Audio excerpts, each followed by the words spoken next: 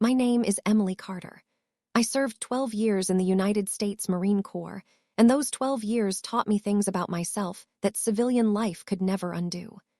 I've been out for almost a decade now, living in Northern Virginia, trying to build something that resembles a normal life. Most days, that means working the front desk at an auto repair shop just outside Alexandria. It's not glamorous work, and it certainly isn't what I imagined for myself when I first enlisted at 22, full of fire and purpose, and the certainty that I was joining something larger than myself. But it pays the bills, and more importantly, it gives me the flexibility to be there for my son. Luke is 17 now, already taller than me, already asking questions I don't always have answers to. He has his grandfather's eyes, though he doesn't know it. He never got the chance to know the man those eyes came from. My father, Thomas Carter, is buried at Arlington, or at least he was until that night, until I learned that the ground I had been visiting for years, the place where I had poured out my grief and my questions and my silent conversations, had been disturbed in ways I was only beginning to understand. Growing up, my father was a quiet man. Not cold, not distant, just reserved in a way that made you work to know him. He worked as a mechanic most of his life, and if you spent any time around him, you'd see the evidence of that work etched into his skin. Grease permanently stained the lines of his fingernails. No amount of scrubbing could fully remove it. He drank his coffee from the same chipped mug every morning, a plain white thing with a hairline crack he refused to replace. He drove the same old Ford truck that somehow outlived 3 decades and 2 transmissions. And when I asked him once why he didn't just get something newer, something more reliable, he just shrugged and said it still ran fine. He never talked about the military, not once in all the years I knew him. No stories made their way to the dinner table, no photographs in uniform hung on the walls, no framed medals gathered dust on forgotten shelves. If you didn't know better, if you didn't know what to look for, you'd think he'd never served at all. But I knew. Or at least, I knew there were small things that didn't add up to a man who had simply never worn the uniform.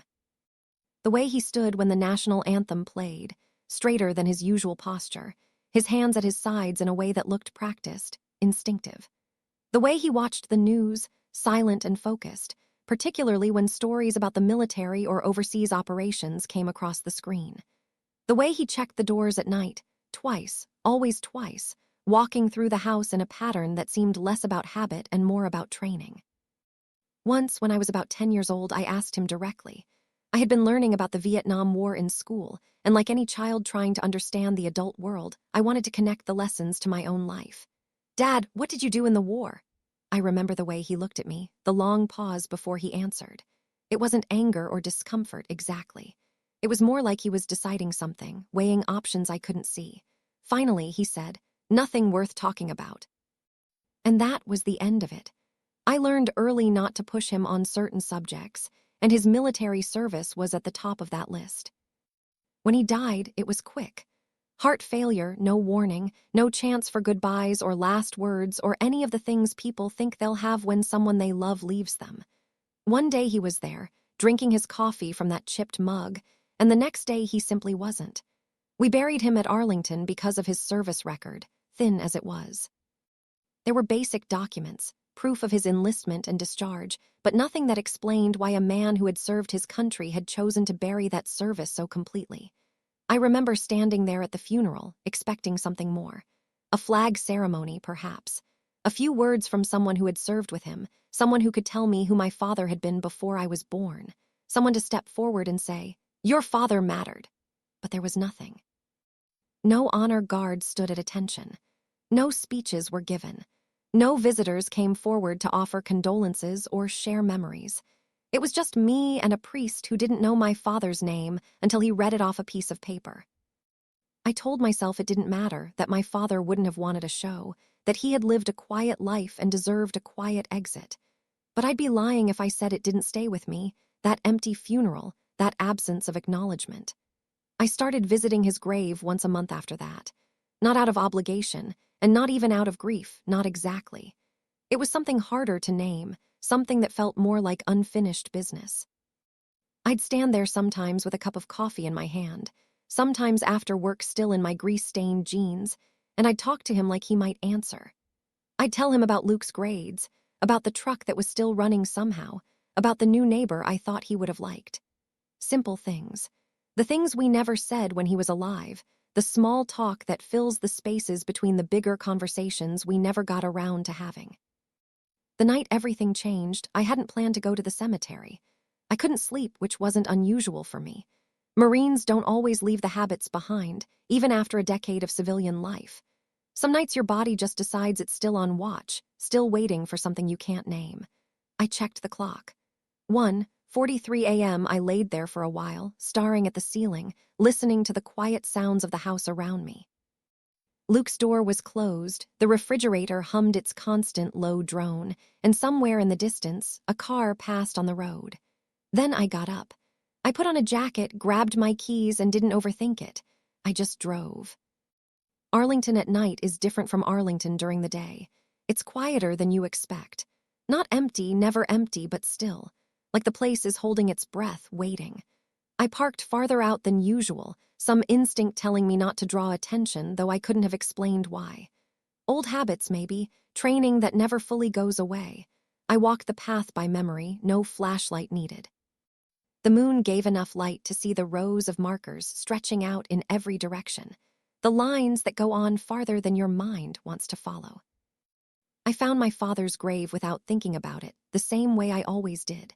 I stood there for a moment with my hands in my pockets, letting the cold air settle into my bones. "Couldn't sleep," I said aloud. It felt strange talking to a grave at that hour, but I'd done it before and no one was around to hear. Then I heard it. An engine, low and controlled, moving slowly through the darkness.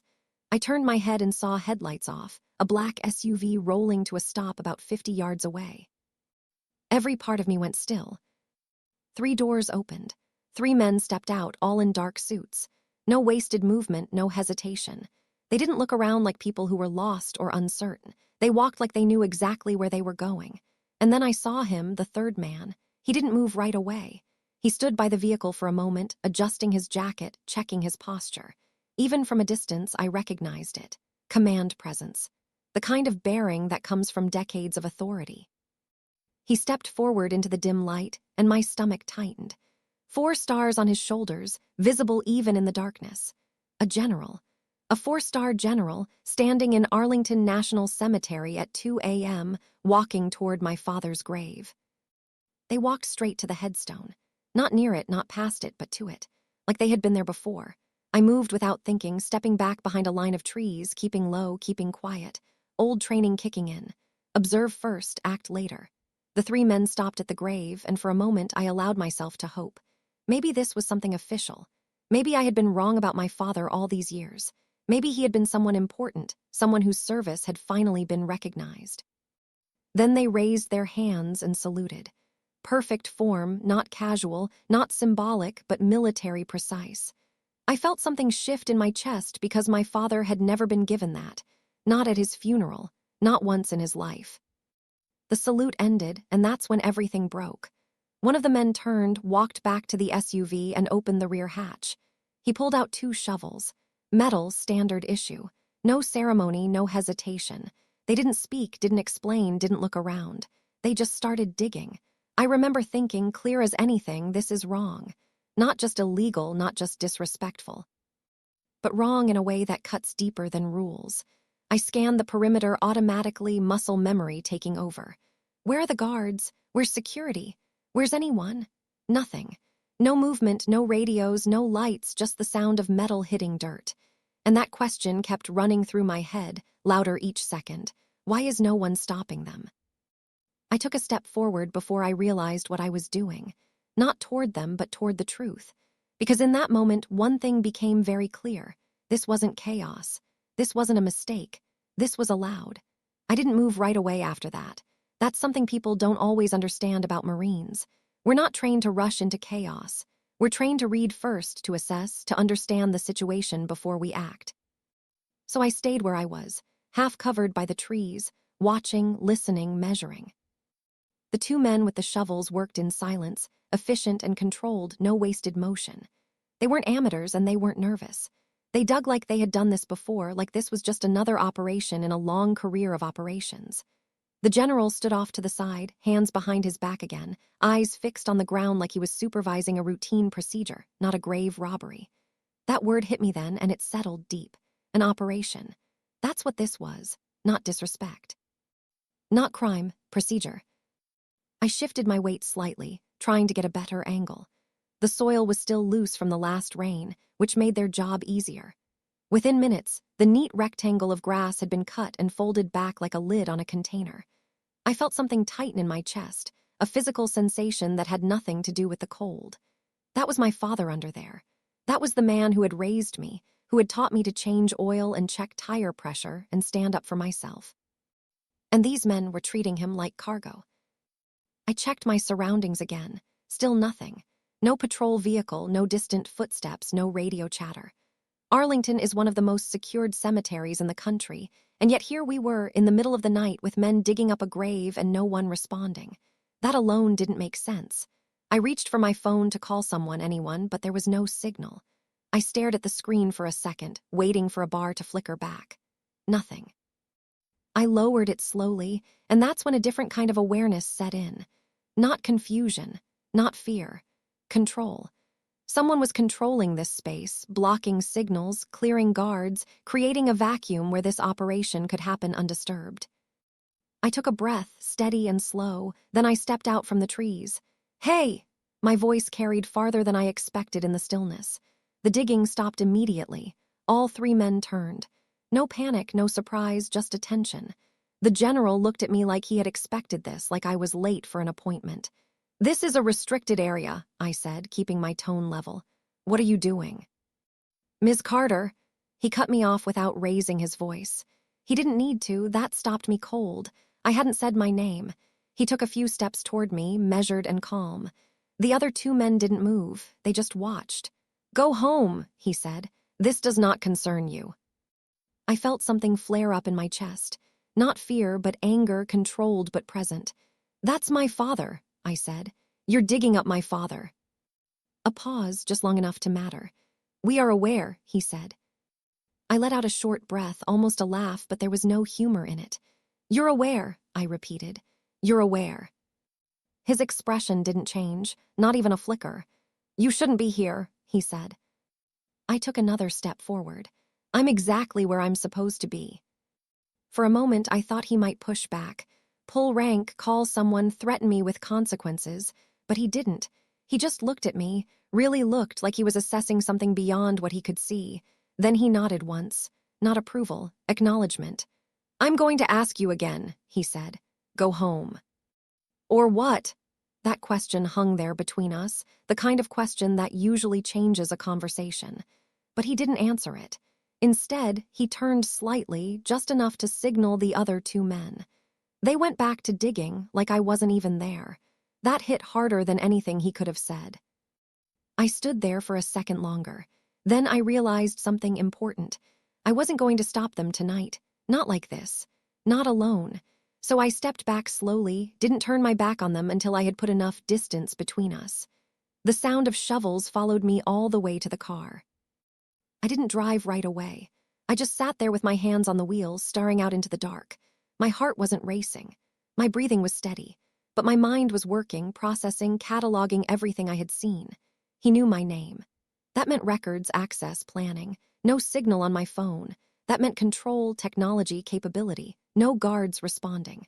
That meant authorization, official channels, permission from someone high up. I started the car, and the drive home felt longer than usual. Every red light, every empty stretch of road, everything felt slightly off, like the world had shifted just enough that I couldn't trust it anymore. When I got home, the house was still quiet. Luke's door was closed. I stood there in the kitchen for a minute, just listening. Normal sounds. Refrigerator humming, clock ticking, the distant sound of a neighbor's dog barking once and going quiet. I poured myself a glass of water and sat down at the kitchen table. Didn't turn on the lights. Didn't need to. I went over everything again, step by step.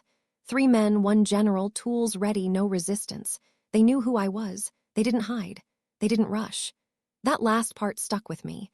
They weren't afraid of being seen. Which meant one of 2 things. Either they had nothing to hide, or they had the power to make it disappear. I got up and went to the hallway closet, reaching for the old box I hadn't opened in years. My father's things. I carried it back to the table and set it down. For a second, I just looked at it. Dust on the edges, tape yellowed with age, a physical representation of all the questions I had never asked when he was alive to answer them. Then I opened it. Inside, everything was the same as I remembered. His Bible, worn and cracked at the spine. A photograph from sometime in the 70s, him standing next to two other men I didn't recognize, all of them young and serious and dressed in civilian clothes. A folded train ticket, destination faded but still legible. Washington, D.C., and an envelope. I didn't remember the envelope. I picked it up carefully. No stamp, no writing on the outside, just plain white paper. I opened it, and inside was a single piece of paper with one name written on it in my father's handwriting. General Raymond Voss. I stared at it. Didn't need a second look, didn't need to question it. That was him. The man standing over my father's grave in the middle of the night. The man who knew my name. The man who told me to go home. I sat there for a long time with the paper in my hand, the house quiet around me, my son sleeping in the next room with no idea that his mother was about to step into something much larger than a grave robbery.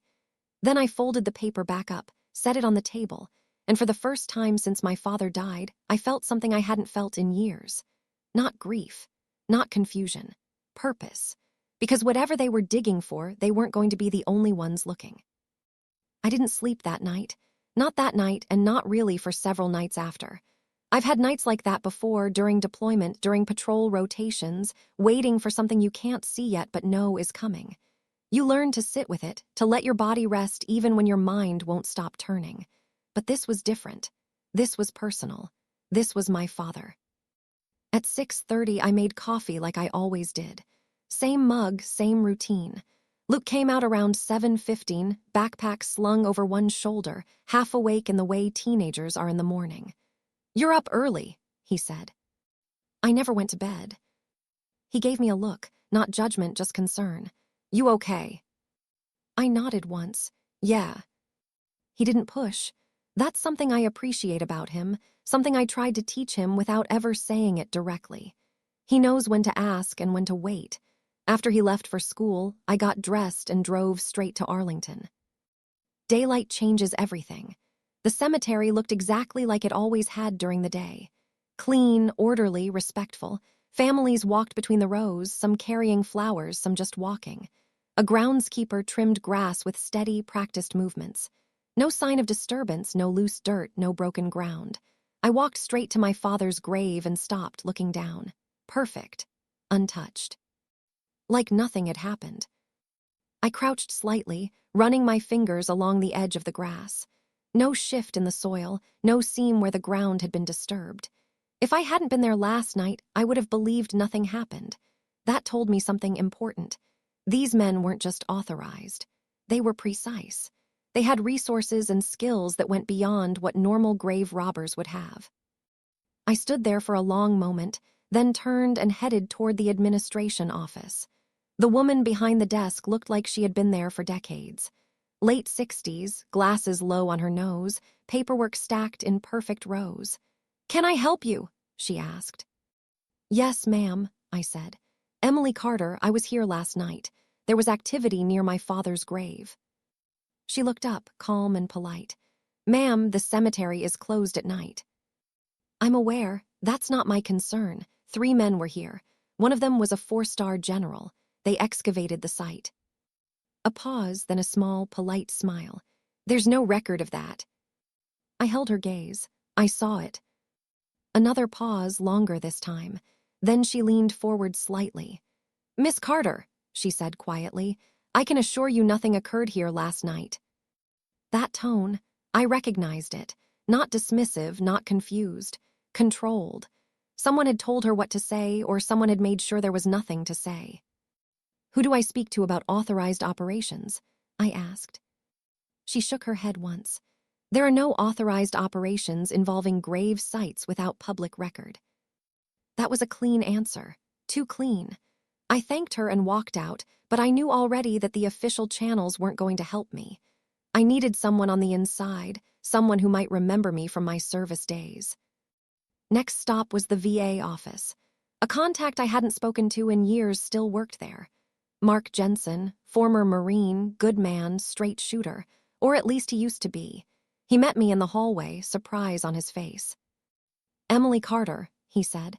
"Didn't expect to see you here." "Need a minute," I said. He nodded, led me into a side office and closed the door. "What's going on?" I told him, not everything, just enough. 3 men, night operation, general involved. He listened without interrupting, but I watched his face. Watched the moment it changed. "Emily," he said slowly, "you sure about what you saw?"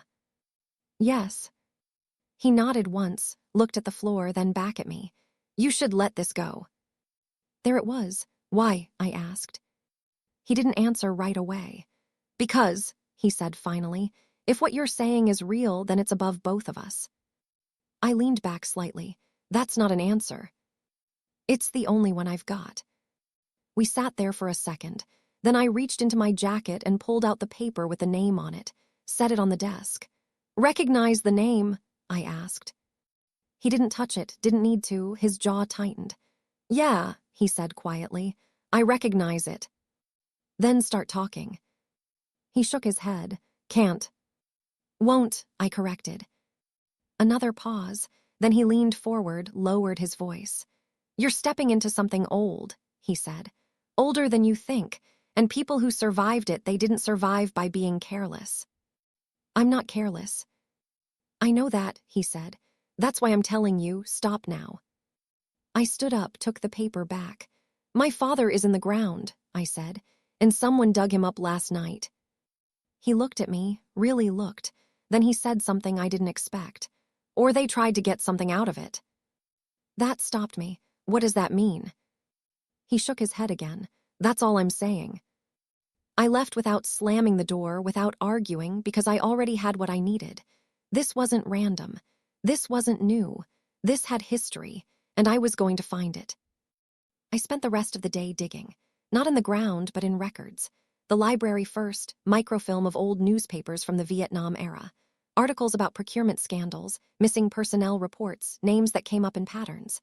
And then, buried deep in a 1974 regional column, a small mention that made my breath catch. "Former Army witness provides sealed testimony in federal inquiry." No name listed, just a description. A mechanic from Virginia. My father. I felt it before I confirmed it, that instinct you don't lose no matter how many years you spend away from the service. I followed the trail as far as it would go. County archives, court filings, requests for information. Most of it was sealed, redacted, or simply gone. But not all of it. One document remained, partial and incomplete, but enough. My father had testified against someone. Against what was unclear, but the case involved military contracting, missing equipment, falsified records. And then nothing. The case disappeared. The coverage stopped. And my father went back to fixing engines like nothing had ever happened. I sat there in the archive room, staring at the paper, the hum of old fluorescent lights above me. And for the first time, I understood something. My father wasn't a man with no story. He was a man whose story had been buried on purpose, and now someone was digging it back up. The next morning, I went back to Arlington, not to visit, but to watch. I parked farther out this time, different angle, different approach. Old habits, never come in the same way twice. I walked in slow, casual, just another visitor, just another daughter. But my eyes were working, scanning, measuring, looking for anything out of place. There was nothing at first. Families visiting, a man placing flowers, a groundskeeper trimming grass. Peaceful, like it always was. I made my way to my father's grave and stood there for a while with my hands in my pockets. Then I said quietly, "What were you involved in?" No answer. Same as always. But this time, the silence didn't feel empty. It felt intentional. I turned and walked toward the far side of the cemetery where the older section sat. Fewer visitors, more distance between the rows. That's where I saw him. One of the men from the night before. No suit this time. Jeans, light jacket, baseball cap. But posture doesn't lie, and neither does movement. He was standing near a grave, pretending to read the marker, but his eyes weren't on the stone. He was watching the path, watching for someone. I didn't change direction, didn't slow down, just walked straight toward him. When I got within 10 feet, he spoke. "You're persistent." His voice was calm, not annoyed, not impressed, just nodding a fact.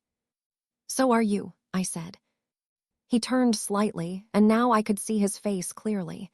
Mid-60s, clean-cut, eyes that didn't miss much. "You shouldn't be here," he said again.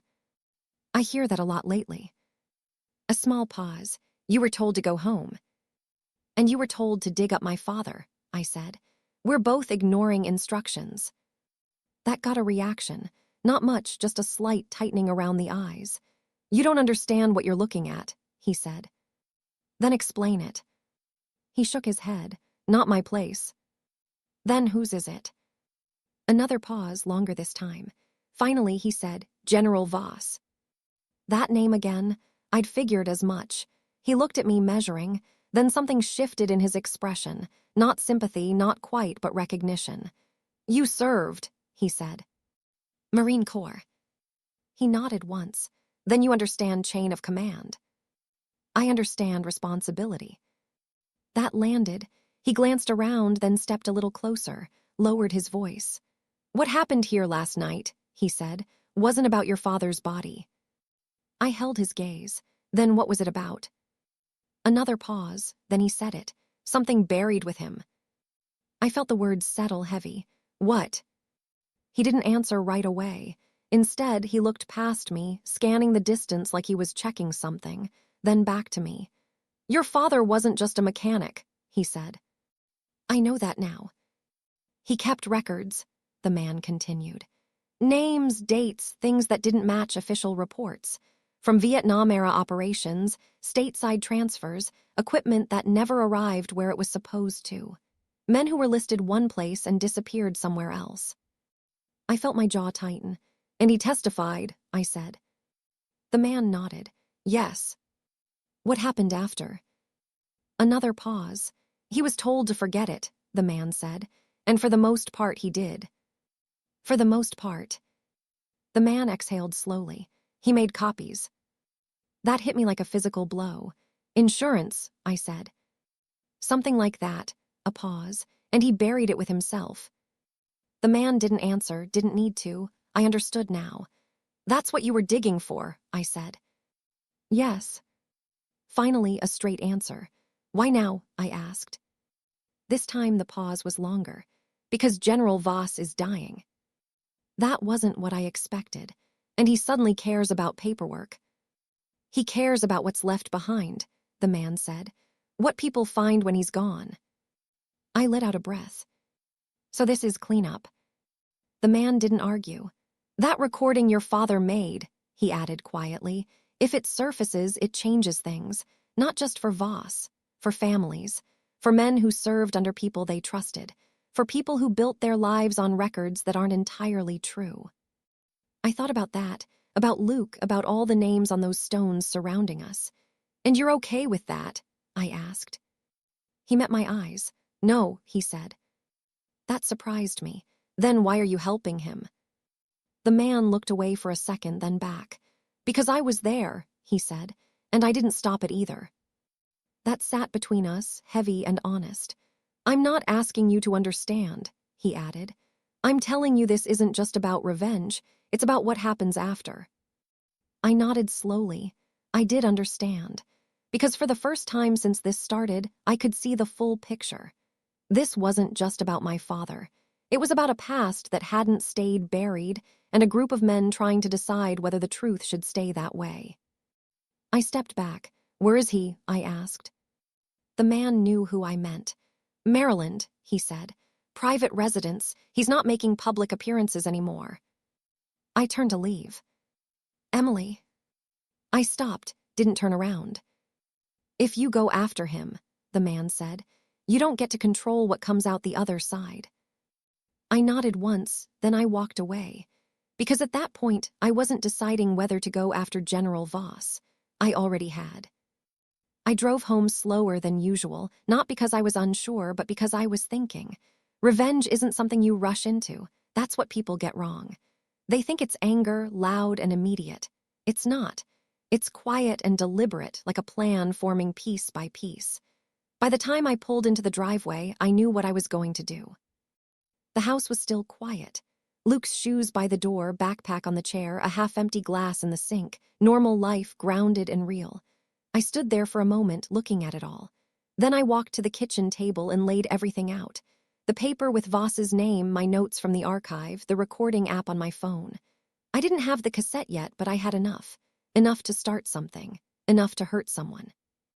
And that's when it hit me. I wasn't just trying to understand anymore. I was preparing to act. I made a list. That's what we do when things get complicated. Break it down. Confirm the evidence exists. Locate it. Identify witnesses. Force exposure. Clean, simple, dangerous. That afternoon, I drove to Maryland. The address the man gave me wasn't hard to find. Quiet neighborhood, older homes, well-kept lawns, the kind of place people retire to. General Raymond Voss lived at the end of a cul-de-sac. White House, American flag on the porch, wind chimes hanging near the door. If I didn't know better, I would have thought it belonged to a schoolteacher. I didn't go up, not yet. Instead, I parked down the street and watched. A nurse came in around 2 p.m., stayed for an hour, left. At 4:10, a black sedan pulled up. A man got out. Suit different from the night before, but same posture, same kind of silence. I wrote everything down. Time, movement, pattern, I didn't approach, not yet, because this wasn't about confrontation. Not yet, it was about leverage. That night, I sat at the kitchen table again, laptop open, searching. Charity events, military foundations, public appearances. And there it was. The American Legacy Veterans Gala, Washington, D.C. 3 nights from now. General Raymond Voss, guest of honor. I leaned back in my chair, exhaled slowly. There it was, public, visible, untouchable, or at least he thought he was. I printed the event details, looked at the time, the location, the guest list. Politicians, retired officers, families, press. A stage, a microphone, an audience. Everything I would need. I started drafting what I would say. Not emotional, not scattered. Clear, precise. Names, dates, facts, and one truth: my father was buried without honor because men like Voss needed him to stay silent. I wrote for an hour, then 2, then I stopped because something didn't sit right. I read it again, all of it. It was strong, effective. It would destroy him. But it would also do something else. It would pull everything into the light, all of it. Names I didn't fully understand yet. People who might still be alive. Families who didn't know. I sat there staring at the page. That's when Luke walked in. He stopped when he saw me. Papers spread out, laptop open, that look on my face. "What's going on?" he asked. I didn't answer right away. He stepped closer, looked at the table at the name. "Who's that?" he asked. "Someone your grandfather knew," I said. Luke studied me for a second. "You're not just curious," he said. "No, I wasn't. I'm fixing something," I said. He nodded slowly, then asked, "Are you doing it for him or for you?" That question stayed in the air. I didn't have an answer, not one I liked. Luke didn't push. He just stood there waiting. And that's when I realized something. Revenge feels clean at first, like a straight line. But it isn't. It spreads. It touches things you didn't plan for, people you didn't intend to involve. I looked back at the papers, at the speech, at the plan. Then I folded it all together, set it aside. "I'm going to talk to him first," I said. Luke frowned slightly. "The general?" "Yes." "That sounds dangerous." I nodded. "It probably is." He thought about that, then said, "Then don't go in angry." Simple, clear, I almost smiled. "I won't." He nodded, satisfied, then grabbed a drink from the fridge like nothing had happened. But everything had, because that question, "Are you doing this for him or for you?" changed the mission. Not the direction, but the purpose. That night, I called the number listed for Voss's residence. It rang twice. Then a voice answered, male, controlled. "Yes." "My name is Emily Carter," I said. "I need to speak with General Voss." A pause, then, "He's not available." "He will be." Silence. Then the man said, "I'll pass along the message." I hung up and waited, because I knew one thing for certain now. This wasn't just about exposing the truth. It was about deciding what that truth would cost. He agreed to meet me the next day. No hesitation, no negotiation, just a time and a place. Arlington. That told me everything I needed to know. He wasn't hiding. He was choosing the ground. I arrived early, not out of nerves, but out of habit. The morning was quiet. A thin layer of fog still clung to the lower ground, drifting slowly between the rows of white stones. It was the kind of morning my father would have appreciated. Simple, still, honest. I walked to his grave and stopped, looking down. "Guess we're doing this here," I said quietly. I didn't expect an answer, but standing there, I felt something settle. Not closure. Not yet. Footsteps behind me, measured even. I didn't turn right away. Let him come into the space. "Ms. Carter." His voice was older than I expected, weaker but still controlled. I turned. General Raymond Voss looked smaller in daylight. Age had taken something from him. His shoulders weren't as broad, his face thinner, his eyes tired. But the posture was still there. The discipline. "You came alone," I said. "So did you." We stood there for a moment. No rush, no theatrics. Then I said, "You dug up my father." He didn't deny it. "Yes." No explanation, just truth. "Why?" I asked. He looked at the grave, not at me. "Because he left something behind," he said. "Something that doesn't belong in the ground." It belonged to him. "It belonged to history," Voss said. I let that sit. Then, why not bring it into the light? He finally looked at me. "Because not everything survives the light," he said. I took a step closer. "My father did," I said. "He lived with it." Voss nodded slowly. "Yes," he said, "he did." Something shifted in his expression. Not guilt, not exactly, something heavier. "He was the only one who refused," Voss said. Refused what? Refused to profit. Refused to look the other way. Refused to turn silence into advantage. I felt my chest tighten. "Then why was he buried like he didn't matter?" I asked. Voss didn't answer right away. "Because the system he tried to correct didn't reward men like him," he said. That wasn't enough. "That's not an answer," I said. "It's the only honest one I have left." We stood there again, wind moving lightly through the trees, a flag shifting in the distance. "You knew him," I said. Voss nodded. "He saved me once," he said. That stopped me. "How?" Voss exhaled slowly. "There was an incident," he said. "Off record, things got out of control. If it had gone public, careers would have ended, men would have gone to prison."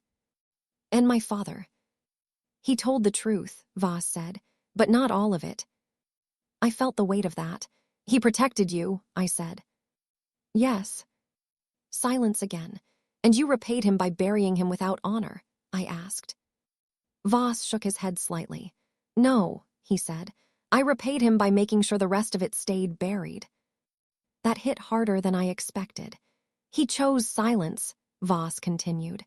"Not because he was afraid, but because he understood what exposure would do, not just to us but to the men under us, their families, their lives." I looked at the grave. "All these years," I said quietly, "I thought he had nothing to show for his service." Voss didn't interrupt. "I thought he was overlooked," I continued. "Forgotten." "He wasn't forgotten," Voss said. "Then what was he?" Voss took a step closer, his voice lower now. "He was the man who carried the truth and chose not to use it as a weapon." I let that sit, let it settle because it changed something, not the anger but the shape of it. "You came to take that truth back," I said. "Yes."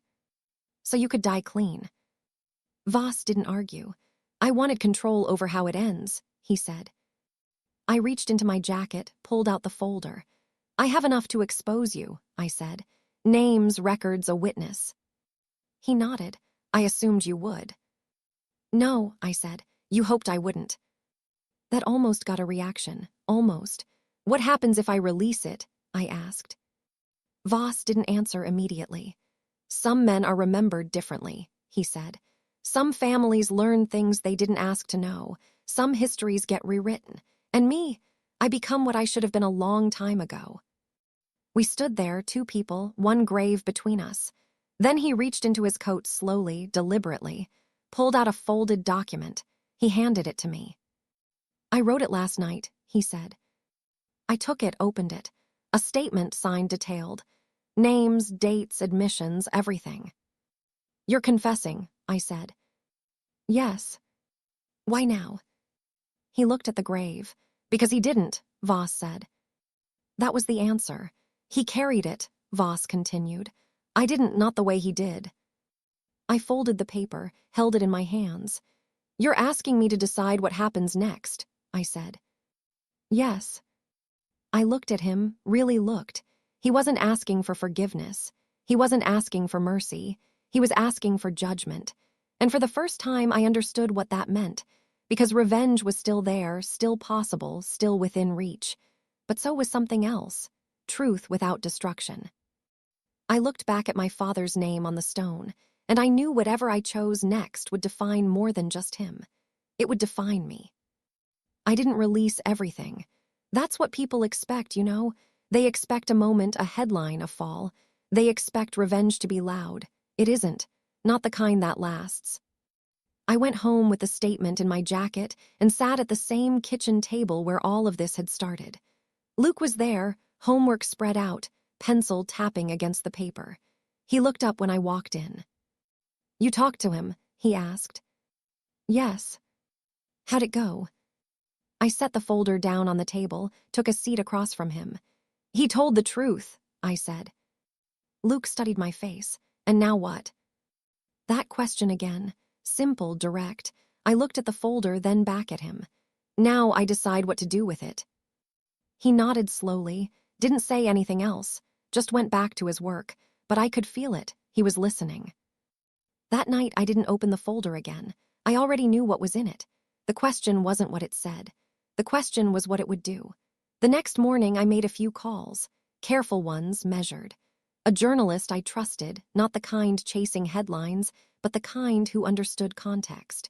A retired legal advisor who specialized in military records, and the chaplain whose name I'd gotten from the archives. I didn't give them everything, just enough. What are you trying to do here? The journalist asked me. Correct the record, I said. Or make a statement. Those aren't the same thing, I said. There was a pause. No, he admitted, they're not. We agreed on terms, slow release, verified facts, no speculation, no spectacle, history, not scandal. The legal advisor helped guide what could be formally submitted, which records could be reopened, which parts of the statement would hold weight. It wasn't fast. It wasn't dramatic, but it was solid. A week later, the process began. Quietly, requests filed, reviews initiated, names cross-checked.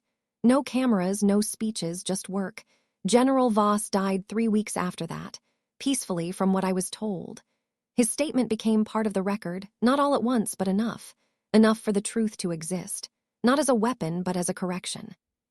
My father's file was updated. That took longer, more resistance, more paperwork, but eventually it changed. Not into something exaggerated, not into a hero story, just accurate. His service, his testimony, his role acknowledged. The ceremony came months later. Small, intentional. No press, no grand display, just a handful of people. Me, Luke, the chaplain, a few older veterans. And to my surprise, a woman I didn't recognize at first. She introduced herself quietly. My husband served under General Voss, she said.